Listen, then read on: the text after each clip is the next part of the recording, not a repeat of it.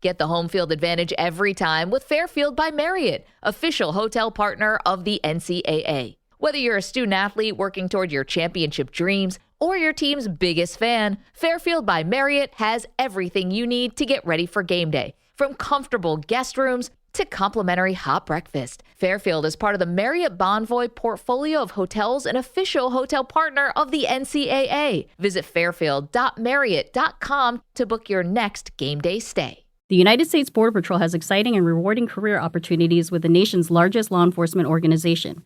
Earn great pay, outstanding federal benefits, and up to $20,000 in recruitment incentives. Learn more online at cbp.gov/career/USBP. Welcome into The Verge, a show which covers the Baltimore Orioles minor leagues. The Verge is part of BSL Radio. Baltimore Sports and Life is dedicated to analysis and discussion on the Orioles, Baltimore Ravens, and the University of Maryland. The site has a team of writers providing coverage of those teams and houses live streaming content weekly. Join the conversations at the message board, like BSL on Facebook, and follow BSL on Twitter.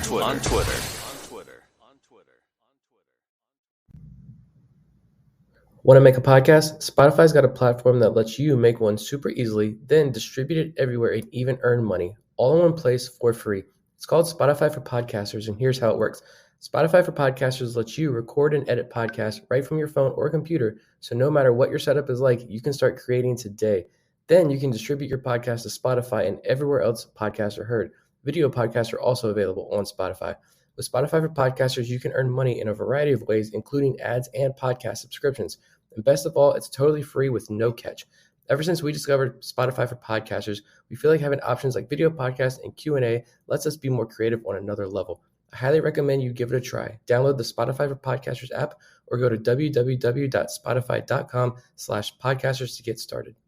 Welcome to On the Verge. This is Zach Spedden, joined as always by Bob Phelan and Nick Stevens. And on tonight's episode, we're going to get into one of the biggest topics of this offseason, which is the players that the Orioles should, could, might, or might not protect for the upcoming Rule 5 draft. In addition, we're also going to get into some recent news about the player development staff for 2022, as well as some quotes from hitting coach Tim Gibbons, who's currently out in the Arizona Fall League, that he shared Rock Cabato recently about a couple of the prospects that we found interesting and want to discuss.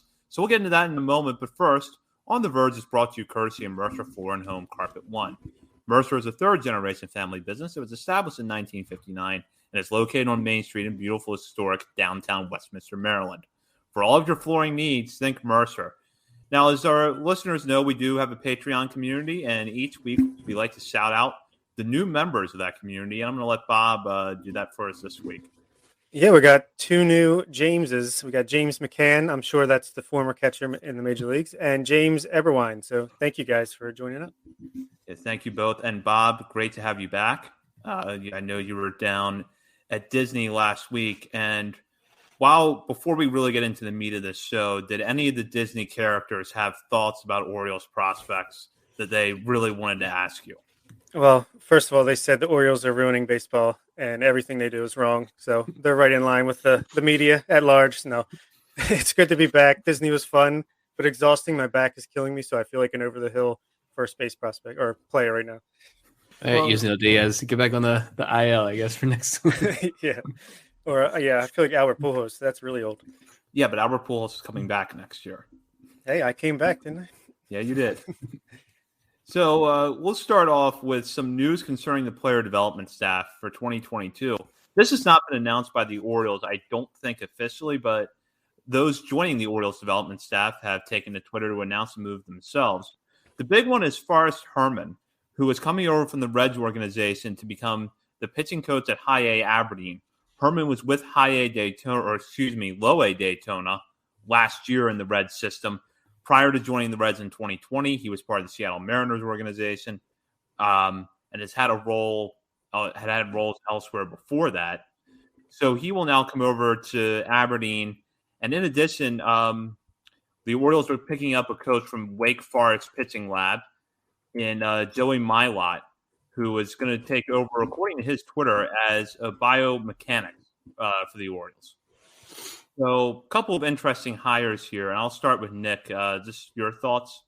Yeah, I mean, Herman is definitely, I mean, he brings the experience, and I think the Reds showed a lot of development, especially as far as pitching. I know they've had a couple of top pitching prospects, like Hunter Green sticks out instantly, a guy who's been hurt for a couple of years now, and I think he had a really successful 2021 season. I don't know how much work Herman had specifically with him, but just the Reds system in general seemed to have a pretty solid 2021 season. But my favorite here, and again, I haven't had time to like really dive into these guys. I'm not an expert on pitching coaches and, instructors from the college ranks, but to hire someone from Wake Forest, like, I mean, just if you don't know what Wake Forest is doing in terms of pitching development, like, you might want to take a look.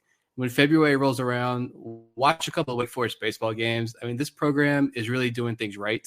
And major league teams are turning to Wake Forest for information, for feedback on when it comes to like the analytics and pitching development and what they're doing at that laboratory. So to get Joey Malott here, I'm sure he's going to be a great addition to this organization. I know if you go to his Twitter page, he's got a blog there. I did read some of his blog posts. You'll walk away impressed. And so I think this is the types of hires that I mentioned earlier on our prediction show when we talked about, who future coaches would be. Young, innovative guys that are going to turn this Orioles organization into an innovative franchise. Believe it or not, like, I know it's really hard to believe, but I think the Orioles are on the path to becoming innovators instead of this 1930s organization. Yeah, absolutely. I'm sure the Orioles will announce everybody all at once in a future tweet or something, a press release. But yeah, I love the Wake Forest signing or hiring, should I say. Instead of sending our pitchers to Wake Forest, they're bringing Wake Forest to our pitchers, which is pretty cool. And then Herman, I think Kyle Boddy was a part of bringing him into the Reds organization, and he has those pretty advanced, pitching development plans that I think Elias and company are into as well. And since Boddy's gone, might as well steal him from them. Yeah, Herman, just to give a little bit more background, he was a pitching strategist with the Mariners during the 2019 season prior to joining Seattle. He spent 3 years at Premier Pitching Performance in St. Louis. He was supposed to have been the pitching coach at rookie-level Billings in 2020, but that season was wiped out because of the pandemic. But he did work with players remotely during that stretch. So he brings over a good bit of player development experience, despite someone I believe is in his late 20s.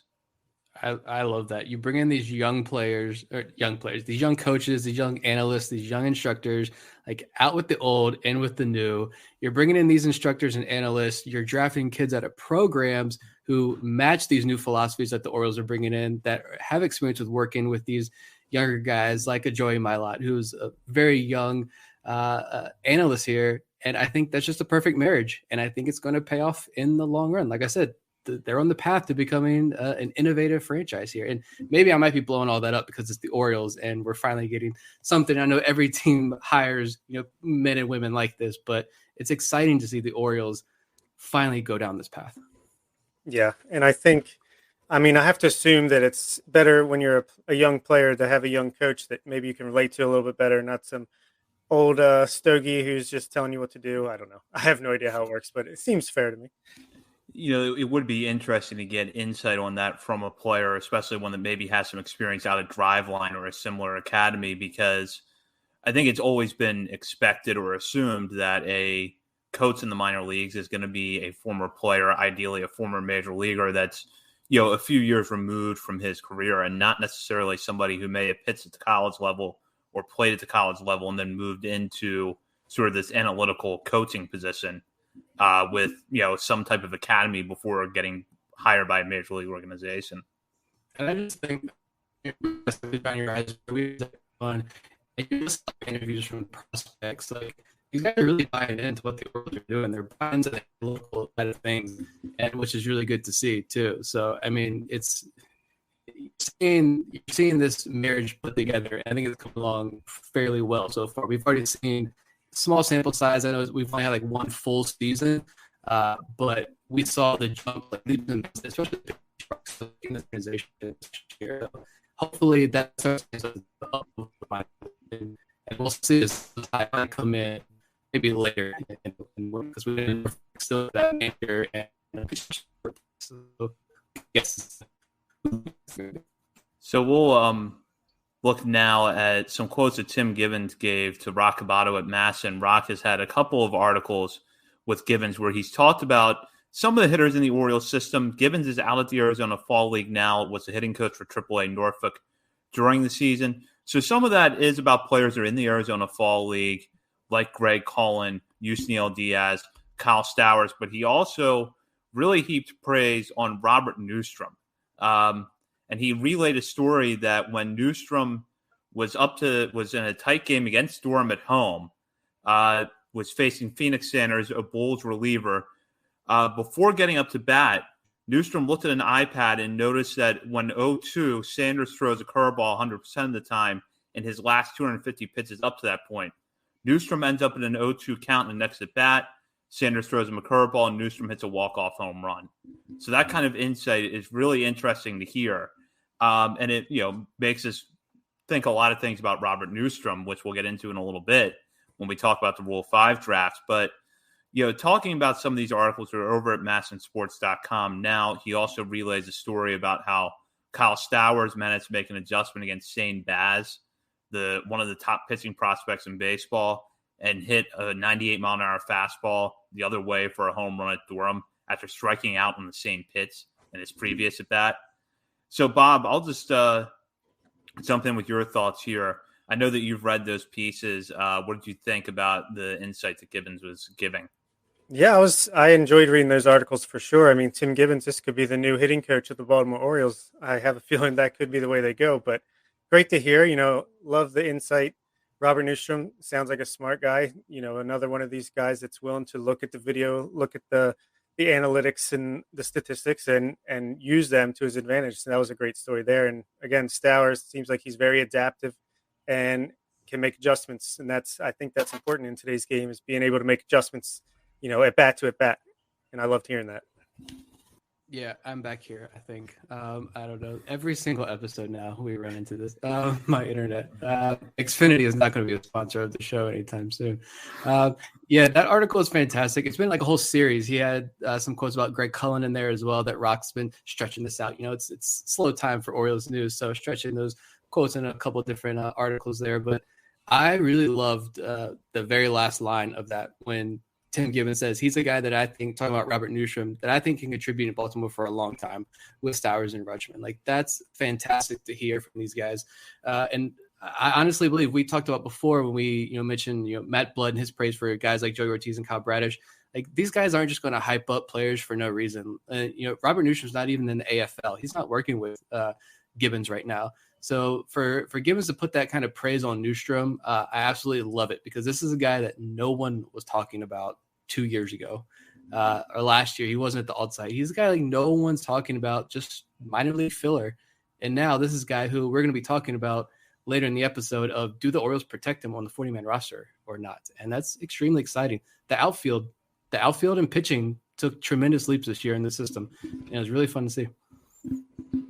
Yeah, and I'm looking at his quotes now on Greg Cullen, and one of the things that we've kind of been waiting to see, and unfortunately we didn't get to see much of Cullen this year, is what is there in the bat? Because there was a question of, does he have a little bit more raw power than what he had shown in the Braves organization before coming over as part of the Tommy Malone trade? And here's some insight from Gibbons. He's a guy who's going to give you quality at bats. He'll spray the ball to all parts of the field. Not a big power guy or anything, but a guy like him with his repertoire plays in a lineup. He might not be a 3 or 4 hitter, but he can give you quality at bats, get on base, runs the bases well, and plays good defense. And it's just a good guy to have around. Yeah, I think that's a fair assessment. I mean, we know he's a guy that gives good at bats. He's got an on base percentage that was more than 100 points higher than his batting average for AA Bowie. He's got a great walk rate, and he does, Terrin Vavra light a little bit, maybe very light, but he's a solid guy who may be able to develop into a role player at some point. He's the kind of guy you throw into that number 9 hole, and I mean, that's your second leadoff hitter. You hear him called a lot because he can get on base so well. He can work deep at counts, and he doesn't have an extreme amount of power, but when he connects on a ball, he can send one out of there. He's got a pretty violent swing at times, especially it looks like when he knows what pitch is coming and he connects on it. Being a lefty, hitting at Camden Yards, hitting at Fenway Park, hitting at Yankee Stadium will help him out a lot. And I think he could have he was a guy that said a couple weeks ago, get on the train, it's rolling out. That was my bold prediction here, that I think Greg Cullen is due for a big breakout next season. That's my guy I'm hitching the Y to. Maybe not a future starter at the major league level, obviously, but someone who I think deserves a lot more attention. And I'm glad Rock highlighted him in that article there. Yeah, me too. And, we ended up only seeing Colin in 38 games this past season. Injuries really limited him.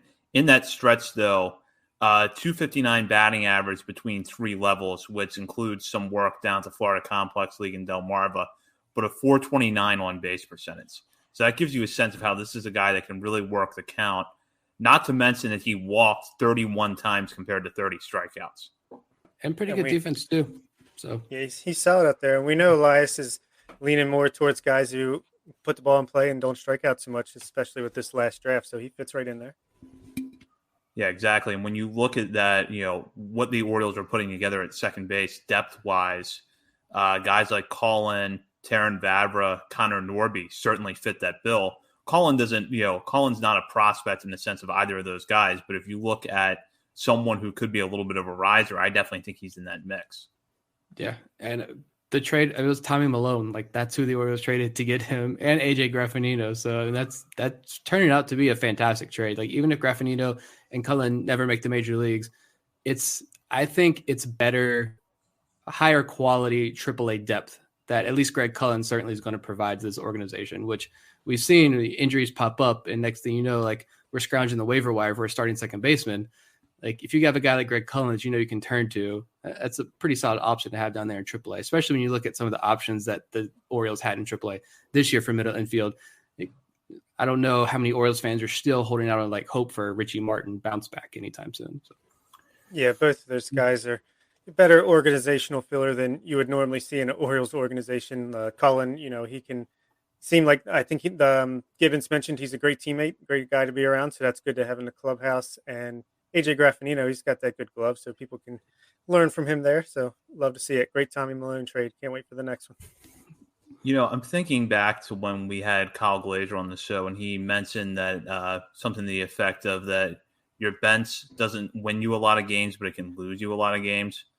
I almost feel like you could apply the same thing to AAA depth when you look at an organization like the Orioles. And that's my one hope for next year, among several other things, is that depth at AAA is better and you see a little bit better reinforcements coming up. Yeah, if your starting second baseman goes down for 2 weeks and you drop 6-7 games over that 2 week stretch, I mean, by the end of the year, I know baseball is a long season and it's hard to say late April game really counts, but when you get down to the end of the year in this AL East, it's going to be tight races, and when this team is finally competitive, those 5 wins are probably going to mean a lot. And so that could be the difference of having a quality depth option versus, Richie Martin and Mason McCoy's down there in AAA. But definitely cool to see Greg Cullen get some hype. I'm going to keep hyping him up all winter long because that's my new guy. I don't know why. I don't know what it is. I'm attached my wagon to weird guys. Greg Cullen, you're the next one.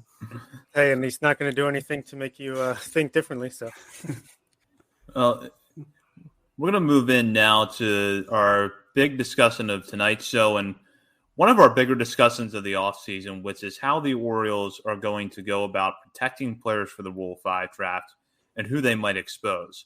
There are a lot of solid players eligible for the Rule 5 draft this year. Last year's class was good, but I think in terms of the quality of prospects and the overall depth, that this class is even better than what 2020 was. So we talked about this before the show, and just to give you an example of who is Rule 5 eligible and who we think are locks, you're looking at DL Hall, Kyle Bradish, and Terrin Vavra. Hall is one of the top 3 prospects in the system, one of the top 100 prospects overall in the game. Bradish and Vavra, depending on which list you look at, either one or both of them could be inside the top 10 ranking for the system. So the 3 of us kind of see those guys as absolutely, they're going to be protected, no ifs, ands, or buts about it. So when you get beyond that, though, it does start to get interesting, which is who are the Orioles going to try to make room for? Who could other teams look at, especially if we do see the change with the DH implemented in the National League potentially? So there's a lot to go with, but I will circle back first to the top 3, which are Hall, Bradish, and Vavra. And I'll start with Nick on this. First off, is there really any sort of, there's nothing would really, I guess, stop you from thinking they should be protected. But what sort of role do you think that these guys would fill next year? I think Kyle Bradish, certainly all three are locked, but I think Kyle Bradish enters spring with a very legitimate shot at cracking the major league rotation. At DL Hall, we talked about this a little bit before. Yes, he missed pretty much all year. He only pitched for a month, maybe. And yeah, like it's not great that he missed an entire year, obviously, but I don't really think it sets his timeline back too much. I don't know what work he's doing in Sarasota at fall instructs, but if it's something, hopefully he's back on the mound sometime soon, and he can enter 2022 healthy and ready to go from the jump. Because if so, I think DL Hall can still end next year in the major leagues as long as he has a good AAA stint, which I think he'll probably start the year AAA. How much work can he get done in the offseason? Spring training with a shot at competing for a roster spot, but he really didn't play. Zach, you're muted. Nick is having internet issues there. We'll give him a minute to try to get back in. But I think I caught some of that, possibly about Hall starting at AAA, which I could see as long as he's healthy, because he was pretty much on the cusp of getting moved up, I think, when he got hurt, because he was so dominant at AA. Yeah, I agree with that. Or I could see him being like the Kyle Bradish, get a few starts, dominate, then get moved up pretty quickly to AAA. Along those lines, maybe a Michael Baumann type of ascent to the major leagues at the end of next year, with hopefully a better start to the season than Baumann had. But yeah, and I think Bradish, like Nick said, is going to compete for a starting rotation spot. And if he doesn't get it, maybe he gets a bullpen job to begin, or worst case, he starts back in AAA, and I think he's pretty much the first man up as soon as there's an injury or poor performance. And Terrin Vavra, I think he's definitely going to start at AAA as long as he's healthy after going down early this past season. And I think once Jahmai Jones is either proves that he's the guy or not, I think Vavra will get a shot at some point in the second half of the year to play some second base, maybe a little bit of shortstop, maybe a pinch in the outfield if it's needed. But I think all three of these guys should definitely see the major leagues in 2022. Yeah, I agree. I don't see any reason why we wouldn't see all three of them as long as they're healthy next year. And, much in the same mold as Hall, probably getting to AAA, if not for the timing of when he was hurt and for the fact that he ended up missing the rest of the season. I think Vavra was in the same boat. I think if he had not had the injuries that forced, a couple of IL stints, he probably would not have been in Bowie for all that long and would have been promoted. I think he was the type of player the Orioles would have found a way to get at bats for at Norfolk. And, we'll have to see how he handles higher competition, but everything we've heard about him is that he's such a smart, advanced hitter. He's shown that at points in his career. So I feel like he's a guy that if he gets to AAA, he's going to handle it well. Yeah, I completely agree, especially with the differences in the AAA ball. They're a little more lively. I think he'll be a guy that can take advantage of that and really spread the ball out, maybe even hit for more power once he gets to the upper levels. Yeah, exactly. Now, when we get beyond those three, though, there are still players who are going to be protected, but I think you have to weigh their cases a little bit differently because there may be some reasons why you would not want to protect them or why you would want to think about it a little bit more and compare them to other players in the system. And we'll go with someone we were just talking about a few minutes ago, which is Robert Newstrom. Newstrom was a guy that I think had been written off a little bit coming into 2021 because the Orioles had added so much outfield depth really from the start of the 2019 season leading up to 2021 that it seemed like Newstrom was going to get lost in the shuffle. Gets off to a slow start at AA, hits a ball about 600 feet at Hartford, and then next thing you know, turns a corner, becomes really one of the best power hitters in the system, gets promoted to AAA, still flashes power there. And although he ended the year on a cold streak, still good numbers across the board for Robert Newstrom. Bob, just kind of, if you had to look at Newstrom right now in comparison to the existing outfield depth that the Orioles have, where do you think he would fit in? Is he a guy that you would protect? I definitely think he's the guy I would protect if I was the Orioles. And I think they kind of tipped their hand here, especially with the Tim Gibbons quotes that have gotten out there and him saying that he envisions him in the likes of Stowers and Rutschman. So I think they will protect him. And I think he made it a pretty easy decision with the way he played this year, especially after that first month or so. I see him as a guy who makes DJ Stewart expendable, makes Anthony Santander tradable if anyone's willing to give up anything of value for him. And I think he's a guy that could make the major league roster out of spring training because he's not a guy you're going to manipulate service time for. You don't mind if he's more of a bench bat to start the year and just use his power off the bench at DH or in a corner outfield. So, yeah, I think he's definitely a guy that gets protected, and I think he's going to see a lot of time in the major leagues in 2022. I like his upside a little bit better than Stewart's at this point because I think he's a better defender than Stewart. And I think he gives you more power. You might look at Stewart and say, well, Stewart, has a good on-base percentage and he can draw walks. And while I'll grant you that Stewart might have more of the type of plate approach you're looking for, Newstrom can do more damage with the bat. So I would prefer to see Newstrom in the role that DJ Stewart had this year next season than I would to see DJ Stewart back in that role. Yeah, Newstrom's no slouch with the on-base either. I think he's got it between 10 to 11% walk rate, which isn't too shabby. Yeah, so Newstrom, I think, is somebody that the Orioles should look at protecting, and not to mention that I think that if they leave him unprotected and you see a DH added in the National League, someone's going to take him high in the draft because he's going to be a good option to try at that spot. But even if they don't implement the DH, I still think that somebody could grab Newstrom because good left-handed power and can play, at least a capable left field. That has some value off your bench. All right, I'll jump in. I don't know. I guess we're talking about Robert Newstrom. Yeah. This internet's going to go out again, I'm sure. So I think for me, I'm going to say, yeah, he gets protected, but part of me also thinks that, this is the Baltimore Orioles. So I'm going to be kind of, guarded here and say, they're going to roll DJ Stewart in the opening day lineup next year, which, that means I'm checked out on opening day. But I'm going to say, yes, Newstrom gets protected. But you do have Diaz, Diaz, Austin Hayes, Jorge Mateo coming back on that aisle, McKenna, Mullins, Nevin, Santander, and Stewart. There's a lot there, but I don't think there's any way you can go into 2022 with Santander and Stewart on this roster again. I don't know if Diaz survives the next couple of months. To be really honest, he hurt again, probably shut down. And you guys can talk about this more and about Ryan McKenna, his usage at the major level. But it just felt like McKenna has nothing to triple anymore.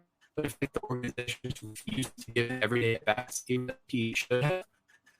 So, I want to say Newstrom is protected, but you guys hear me? Barely. All right. I want to see Newstrom gets protected then. So in that kind of looking at that style of hitter, I'm going to go over to someone else, which is Patrick Dorian. Put up very good numbers at Double-A Bowie. Really one of the best power hitters in the system this past season. Can play a pretty capable third base. Shows a good arm over there. Can also play a little bit of first.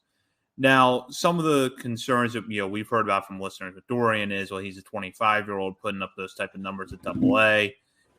We hadn't heard of him before this season. And he comes on the scene and has a good year, but is it really sustainable? And he did get a cup of coffee at AAA at the end of the year, but ultimately was not tested against pitchers at that level for a prolonged stretch. I'm on the fence with this one personally. I kind of lean towards protecting him because I like what he does at third base and I like the power, but I'm curious to hear your thoughts about this, Bob. I think the only way I could see him getting protected is if they DFA Rylan Bannon and kind of give him that spot on the 40-man roster, but I don't really see that happening. I don't think he's going to get protected, but I definitely can see him being a guy that gets selected in the Rule 5 draft by somebody and given a shot, at least to win a bench role for a team. And I think actually him spending most of the year in Double-A might play into the Orioles' favor a little bit.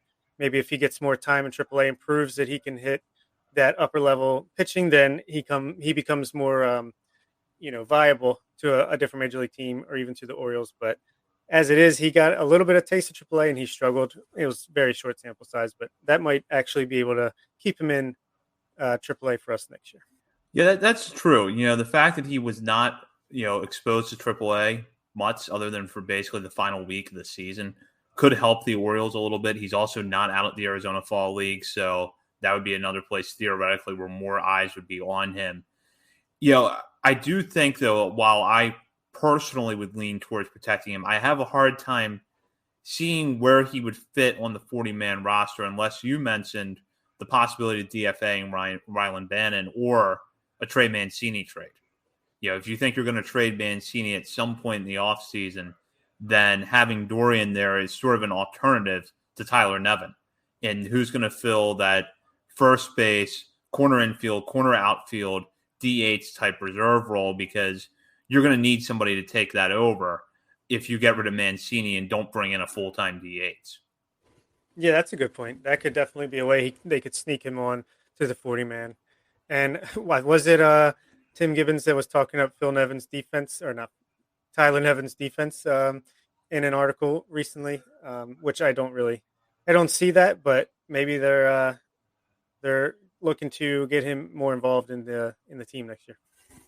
Yes, he did say that. I think it was over at Masson as well. And, because there's always been doubts, I think, about Nevin's defense at any position other than first base, even though he's kind of been rolled out all over the field throughout his career between first, third, and the two corner outfield spots.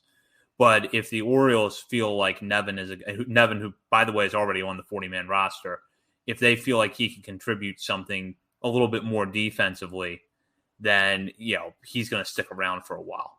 Yeah, absolutely. And I think he's kind of like a Mark Trumbo defensively, but maybe if they can see the metrics and he's actually not as bad as it seems, then that's going to provide some value. Yeah, I could see that. Now, we should mention there's a lot of players on here that I don't know that the three of us necessarily see getting protected, but that we still want to highlight. One of them is Adam Hall. Coming into this year, consensus, probably top 15 prospect in the system, had a really good 2020 or 2019 season at Delmarva. 2021, I think the big question mark for him was, is he going to drive the ball more? He didn't. His offensive numbers slumped a little bit. And really the only thing that we saw from Adam Hall this year that was a positive that we had seen in the past is that he runs well and he can steal bases at a high rate. So looking at where Adam Hall is right now in his development, Bob, do you think that if he is left off the 40-man roster, the Orioles risk losing him? The only way I could see a team taking him is if someone else picks up Terrence Gore on a minor league contract and you need a speedster for that 26th man to be a pinch runner. But no, I really don't see it happening. He struggled in high A. How are you going to expect him to hit major league pitching? I just can't see it. Yeah, the only way it would work is if you felt like you could leave Hall on your roster all year as that 26th man who is basically your pinch runner specialist, gives you a little bit of versatility on defense. And then next year, once you've cleared that 1 year on the roster, maybe you think about putting him down at AA or AAA to see if the bat develops a little bit more. But it feels like every, off season, there's a minor league free agent out there that could fill a very similar role and give you a lot more roster flexibility than a major league phase Rule 5 pick can. So I feel like if the Orioles, leave Hall unprotected, there might be some risk because of his prospect pedigree, but not a substantial one. Yeah, because I can't even see the 2021 Orioles being able to keep a guy like Adam Hall on the roster the whole season. So if that team couldn't, I don't know who could. Yeah, I agree with that. And not to mention that it's hard for me to tell sometimes how valued steals are in baseball anymore. So it's like if you're looking at him as a base stealer, well, does your team necessarily need that? Right, yeah. And especially with the way the game's going, speed is becoming less and less important. It seems like stolen bases continue to decline the most couple of years. Looking at another infielder who fits this mold, but for a different reason, that would be Caden Grenier.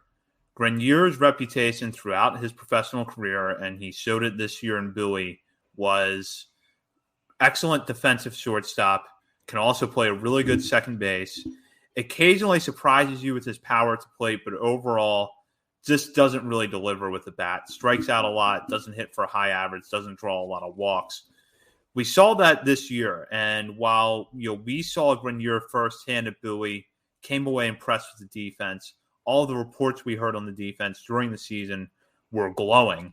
The fact is that hit tool is still a major question mark. He's Rule 5 eligible this offseason, and much like Hall, I think that if there is a team looking to take him, it would have to be for that very specialized role, which is defensive replacement. Yeah, but I think he's more likely to get taken. I still don't think he will, but at least with him, he has, performed decently at Double A. He got a taste of Triple A at the very tail end, and that glove is really good. So, and shortstop is a position where if your glove is good, you don't really need too much offense. There's a ton of swing and miss in his game, but he does have a little bit of pop. Um, I think he could serve. I think he would be more likely to get picked and survive the year than a guy like Adam Hall, but I still can't see it happening personally. Yeah, I think defense is definitely more valued than speed is, and in some respects, you could say that a guy like Grenier is maybe a lower ceiling Richie Martin because Martin had been a former first rounder um, when he was picked up by the Orioles, so I think that made a little bit of a difference in terms of how he was perceived compared to when Grenier is now. But I think the defense would be valued a little bit more. The question that I just still have is if he's not going to hit, again, how much are you going to value the defense? Especially when you have an offseason where you have players like Freddie Galvis, Jose Iglesias, and maybe Andrelton Simmons that can be had on relatively affordable one-year major league deals. Yeah, the Richie Martin comparison is a really good one. And yeah, those guys could be had cheaply, and they've proven that they got the great defense at the major league level and at least can hit a tiny bit. So yeah, that's a great point and should keep Grenier in the Orioles system. Yeah, so we'll go over to the pitching now because there are a lot of close calls among the pitchers. One of them is two players that Nick and I talked about last week, and that's Blaine Knight and Cody Sedlock. We had a listener question about, would we protect those players? The thing that is challenging for me about the two of them looking at their cases individually, I'll start with Sedlock. Sedlock has slipped through the last two Rule 5 drafts without being chosen. I thought that he was going to get picked after turning in a pretty solid 2019 season, getting through the year healthy. Didn't happen. We didn't hear about him in 2020, so it was not a surprise that he didn't get taken. So, Bob, I'll pose this question to you. Can the Orioles leave Cody Sedlock unprotected for a third time and still keep him in the system? I actually don't think so. I still don't think there's much reason to protect him. Like you said, he didn't get picked the last two times, and it's not like he lit the world on fire this year. He had some success, but he also had his struggles as well. But he's 26 years old, and he's pretty close to major league level. So I could see him getting taken. I don't know if he would survive the year, but only because he's more, closer to the major leagues with the way he pitched. I could see him getting taken, but what do you think? I mean, I could almost see a team looking at him in kind of that same way the Orioles looked at Max Sorolla and Tyler Wells last year, which is, if nothing else, maybe we have a multi-inning reliever on our hands for the early part of the season. So Sedlock could kind of be in that situation where he is taken, makes an opening day roster, but you kind of know that he might not last the whole year, either because he's just not going to prove up for the challenge right away, and a team's going to be ready to move on from him quickly, or a team may have some reasons that it needs to sort out its pitching depth, maybe because of injuries, players start coming back, and a guy like Sedlock becomes expendable. So I guess it's almost, too, it's hard to tell how other teams are perceiving him because, like I said, I thought he was going to get picked in 2019 when he got left unprotected, but he didn't. Yeah, exactly. So it's really hard to get a read on that. And I think Blaine Knight's kind of similar, even though, this is the first time I think that he's eligible to be taken. I could see him getting taken too, like we thought with Sedlock that first time, because he's got the good mid-90s fastball with a pretty tight slider that is a good combination. I could see him pitching out of somebody's bullpen and performing pretty well. Knight's stuff definitely excites me more than Sedlock's does. And when I watch Knight pitch, I definitely think to myself, future reliever, because that fastball, like you said, can run mid to upper 90s, and it's really good when it's on. And he's got two, secondaries that he can work with. And even if just one of them works, outing over outing out of the bullpen, he's going to fare pretty well. But I do want to ask you about his downturn towards the end of the year at Norfolk. He really struggled there over the last few weeks of the season, seemed to get into a slump that he couldn't just, he couldn't get out of. Do you think that was more experienced hitters finding flaws that hitters at high A and double A couldn't? Was it him being tired, or maybe was it a combination of the two? It may be a combination. I think it was more of just he wasn't hitting his spots, especially with the slider. But like Nick said on last week's episode, he just had a child And I think if you look at his numbers before his baby was born and after, you're going to see a pretty big difference. So maybe that had something to do with it. I'm not sure exactly, but yeah, it's tough to see. I mean, it's all about the command of him. The stuff is good. I think if he leaves it too much in the middle of the plate, they can hit it like we saw when we saw him pitch in Double-A Bowie and when we all went there. So I'm not sure what to think. Yeah, that particular day, what stood out to me was that he was having problems locating his changeup and his slider. And when he did get him in the strike zone, he just left him basically right in the middle of the strike zone. It was either that it was right down the middle or it was, far enough outside the strike zone the hitters were just laying off. Yeah, and it seems like hitters these days, one of their favorite pitches is a hanging breaking ball right over the middle of the plate. Yeah, exactly. So I think that there's two borderline cases there in Sedlock and Knight. Ultimately, those are two players that I won't be surprised if they're protected, but I also won't be surprised if they're both left off or only one of them is protected. Completely agree. So now we'll talk about one of our favorite stories from this year, which is Felix Bautista. Put up huge numbers between Aberdeen, Bowie, Norfolk. We thought we were going to see him towards the end of the year. Big 6'7", 6'8", still waiting for confirmation on that. Right-hander who throws hard. Sometimes you don't know where that fastball is going. But again, when he's locked in, probably one of the best relievers, if not the best reliever in the Orioles system this year. Got a little bit of time at AAA. I think the three of us were all hoping that he was going to get a cup of coffee in September. That ultimately didn't happen. But, Bob, I want to ask your thoughts on Bautista. Do you think that he's added to the 40-man roster? That's going to be my surprise pick. I do think he's going to be added to the 40-man, or at least depending on how he does in the fall instructs, which we can't see, because he was one of the few guys from the upper minors, if maybe the only guy. I think it was mostly just guys who at least played most of their season in single-A ball. But he started in single-A, but he hit Double-A and Triple-A, and he's at the fall instructs. So I think they're kind of giving it a final look and see what they want to do with him. But I think he's going to do enough to get added to the 40-man. They added Isaac Matson last year, and I could see some similarities there. So let's give him a shot. Let's see what the big guy can do. That's a good comparison, actually. Bautista throws harder than Matson does, but I think that the comparison between the two is pretty apt.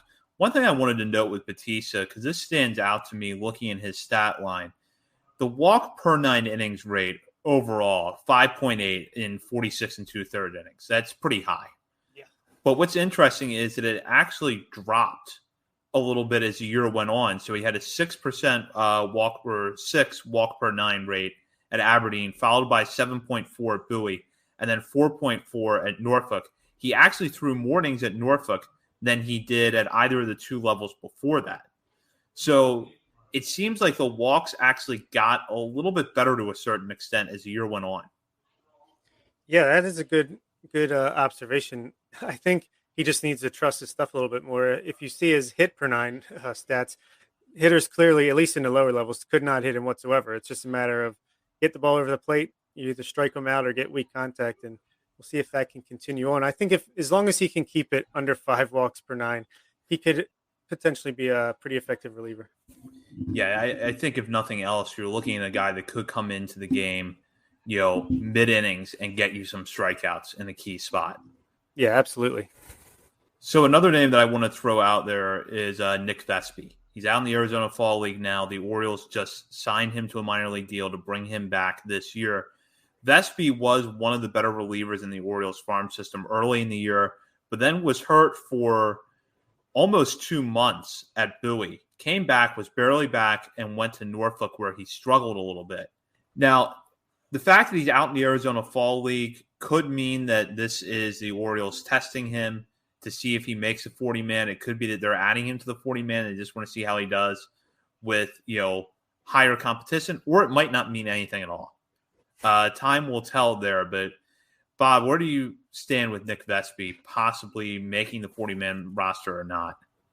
I thought he could be a sleeper to get protected, especially when he was added to the Arizona Fall League. I thought maybe this was a chance for him to earn that spot, but him and the other guys, Cameron Bishop and Logan Gillespie, AFL is definitely a hitter's league, and it's short sample size, so you can't take too much away from it. But they all have ERAs in the 10s, I believe. So not exactly lighting the world on fire down there.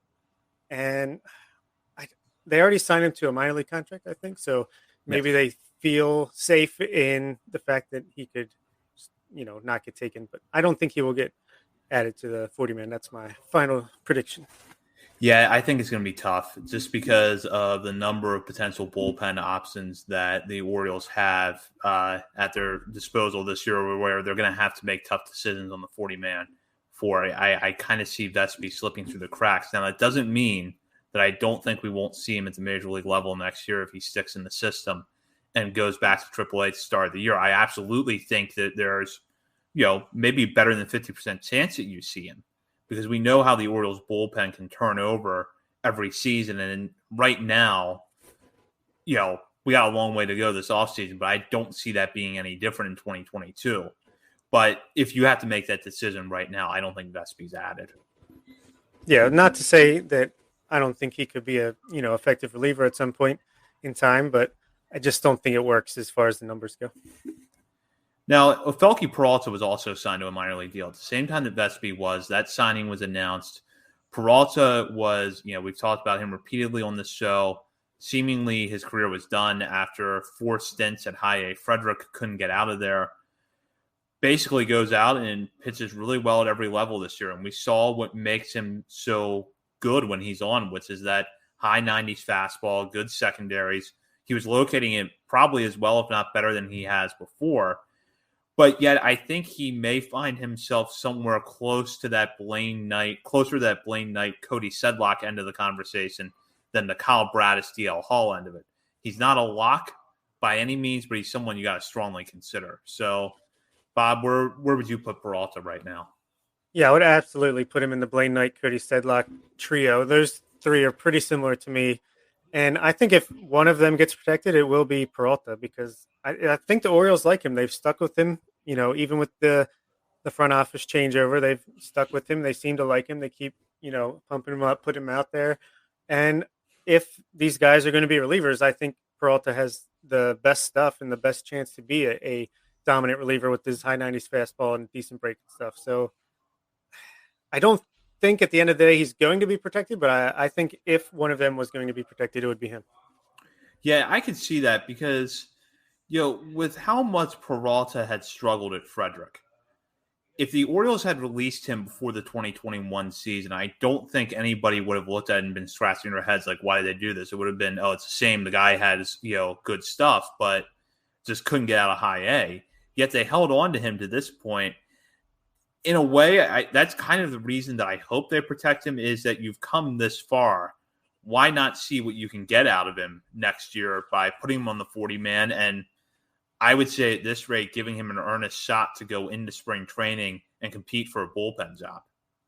Yeah, I mean, could you imagine how much of a dagger it would be if he left unprotected, gets taken by someone in the Rule 5, and then dominates out of someone's bullpen, kind of like a Tyler Wells, and you lose him after all that work he put in. So that's the worst case scenario, but hopefully he gets a shot.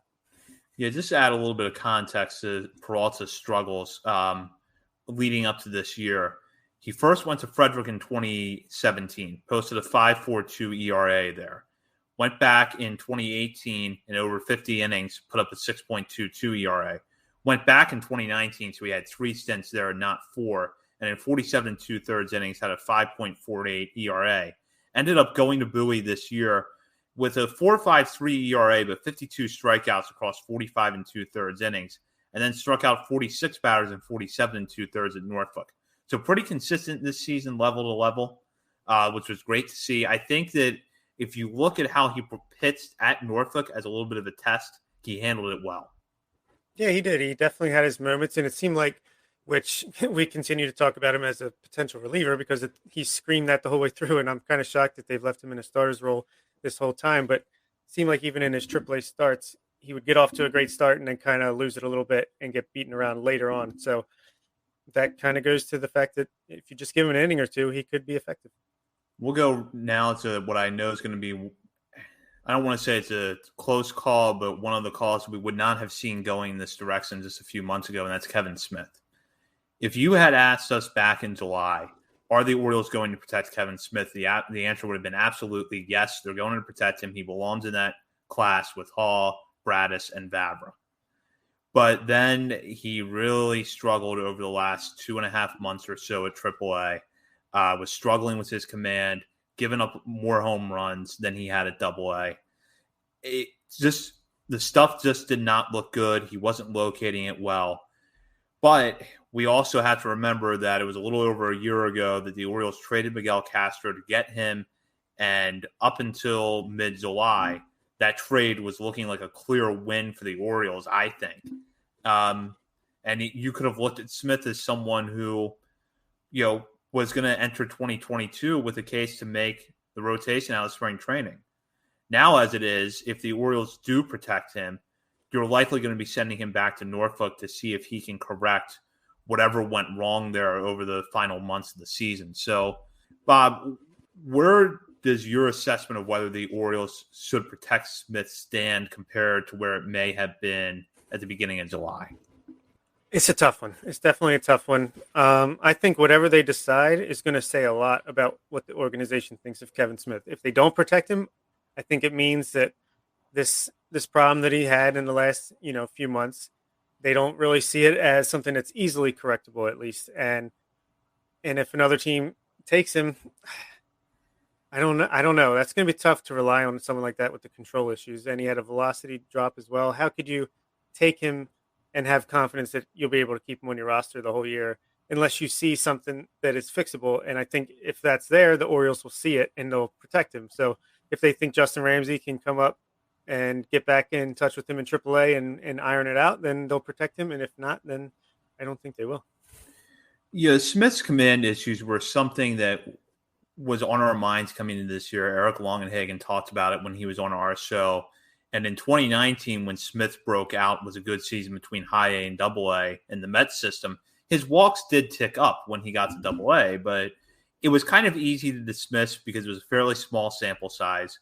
Late in the year, high A to double A is a tough jump for any player, but I think for pitchers especially. So I didn't want to read. I knew that the command concerns were there, and it was something that I was going to be watching this past season, but it was not that pressing of a concern for me until he got to Norfolk and the walks just skyrocketed.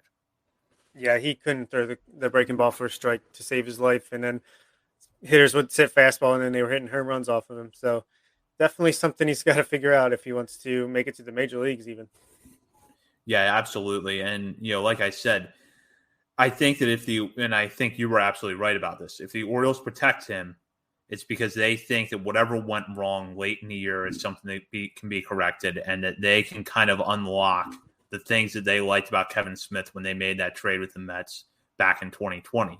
If they leave him unprotected, it's either because they don't feel they can correct it or they feel that none of the other teams feel that they can correct it and that 40-man roster spot is better spent on someone that's more likely to be taken. Yeah, exactly. That's exactly what I think is the case here. Yeah, and Vivek chiming in, Kevin Smith's definitely the most borderline player when it comes to Rule 5 protection. I completely agree with that. Yeah, it has to be. It's definitely the one where I'm like, when they announce this, that's going to be the first name I look for to see if he was included or not. Yeah. So just kind of looking at we have the list here of players that are eligible in front of us. I'm not going to get into the whole thing because there's some names on there that I don't think are, necessarily going to enter the discussion. But there's a few others here that I want to note. Gray Fenter, who was taken by the Cubs last year in the Rule 5 draft, ended up not making the team and was actually returned to the Orioles before spring training ended. Went to Bowie this year and ended up having a lot of ups and downs. There were times where he looked really good, especially late in the year. He came on fairly strong, but really struggled for much of this season. Do the Orioles protect Fenter knowing that he's been taken once, or do they leave him unprotected? He's definitely not going to get protected, but I do think he had a sneaky good second half of the season. So I think they're going to hope that he doesn't get taken and they can kind of hold on to him and try to build off of that next year. But there's no way they're going to protect him this year, especially if they didn't last year. Yeah, I agree. I think they're going to have a hard time fitting him in with some of the other options, available to them at this point. You mentioned this earlier, the guys that are out in the Arizona Fall League, Connor Lopritz, Logan Gillespie, Cameron Bishop. All three of them, I think, were on our radar a little bit more when they went out there. And as I talked about earlier with Nick Vespi, I don't know if the Arizona Fall League is going to make much of a difference one way or the other. But on those three guys, is there anyone in that group that you could see being protected, or you think they're all three left off? I think they're all three left off, but if one was going to be protected, I think it would be Bishop. He had a really strong start to the year. He almost kind of reminds you of John Means a tiny bit with his repertoire. So if anyone, it would be him. But no, I don't think so. Yeah, Bishop is the one that I would protect because I think if he had not gotten hurt, he's a guy that would have been at Norfolk this year. And, like you said, he's got that little bit of, lefty, good fastball command mold that, John Means was able to break through with. But I think all three of them ultimately don't make it. The Mad Behemoth is chiming in here with a question via YouTube. Gray Fenter is eligible for minor league free agency. Was he re-signed? I have not seen anything announced. I know that Rich Dubroff over at Baltimore Baseball did a piece recently talking about the Rule 5 draft, and he did mention Fenter in that article. But I don't know if that means that Fenter was protected or if he was listed there because of the possibility that he could be. Yeah, I hadn't seen anything about him being re-signed either. I think the Orioles will want to, but maybe he's going to, look around and see what his other options are before he decides on that. Yeah, we were kind of in a similar spot last year with Brian Gonzalez. He was eligible for minor league free agency. He seemed like he was kind of that borderline type. Will the Orioles protect him? Will they not? Ultimately, they didn't re-sign him, and he ended up in the Rockies, signing with the Rockies. Yeah, I could definitely see the similarities there. So, Bob, before we wrap up this discussion, is there anybody that you want to highlight one way or the other, either because you think they're sneaky picks to be protected or just because you think they're maybe worth noting as players that should be on our radar for 2022? I think David LeBron is an interesting name. He got a little bit of taste of AAA, and he pitched pretty decently this year, mostly as a reliever after being a starter in 2019. I don't think he's protected, but I think he's definitely an interesting name going into 2022. And shout out to Ramon Rodriguez, who's eligible, and he's playing pretty well in the Arizona Fall League, probably playing the best out of any of the Orioles representatives. So the guy that we didn't really know about, even at the end of the year, he's hanging in there and showing his skills. Yeah, I definitely like what Rodriguez is showing out there, and I agree that LeBron is interesting. Greg Cullen, we talked about him a lot earlier. He is Rule 5 eligible this offseason. I don't think he's going to get chosen just because there's not much of a track record there with him because he did miss so much time this past season, but he's definitely somebody in 2022 that could break out. And another name I would throw in there is a player that came over from Atlanta in that trade for Tommy Malone, which is AJ Graffinino. Graffinino has struggled to stay healthy in his career, and there's been a lot of questions about the bat.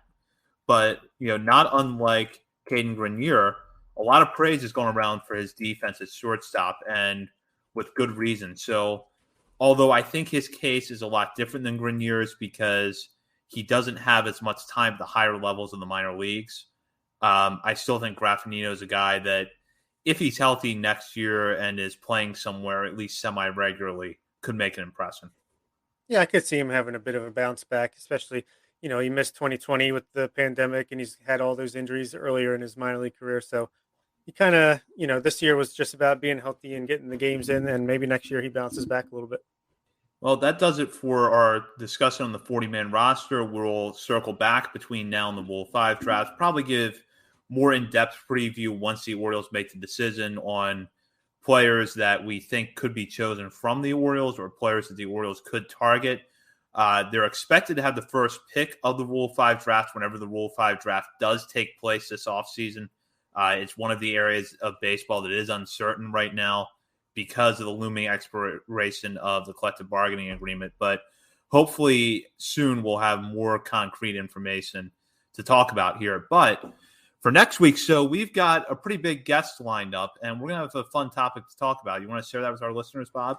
Yeah, second time around, John Mioli of the Baltimore Sun going to talk about his top 10 Orioles prospects that he did for Baseball America a week or two ago. So that should be fun, and maybe we can kind of try to get out some information from him about the 11 through 30.